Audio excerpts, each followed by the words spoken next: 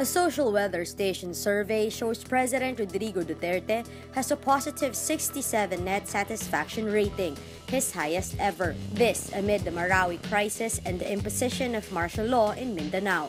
Duterte's previous high was a positive 64 last September.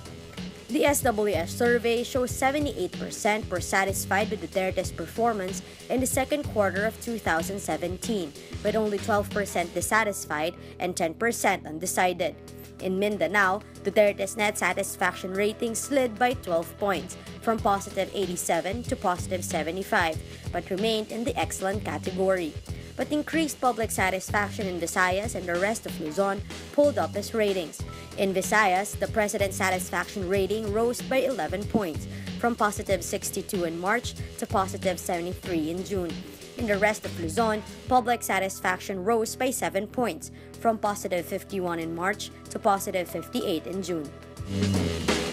A New York Times report says firms operating nuclear power plants and other energy facilities in the United States were hacked in recent months.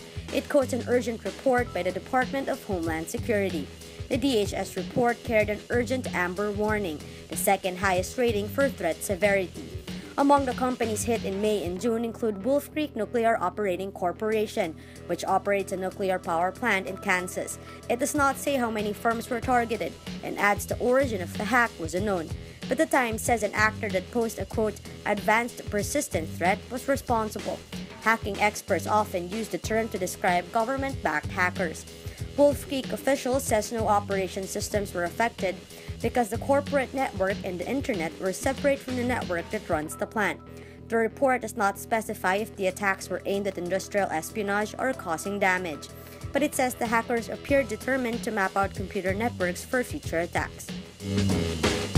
Saudi Arabia and its allies on Friday slams Qatar's refusal to accept conditions to end the Gulf's biggest diplomatic crisis in years. Saudi Arabia, Egypt, the United Arab Emirates, and Bahrain says Qatar's rejection of a list of demands they set to lift sanctions on Doha, quote, reflects its intention to continue its policy aimed at destabilizing security in the region. The four states last month announced the severing of all diplomatic ties with Qatar over allegations the emirate bankrolled terrorists and had close ties with Saudi's arch-rival Iran.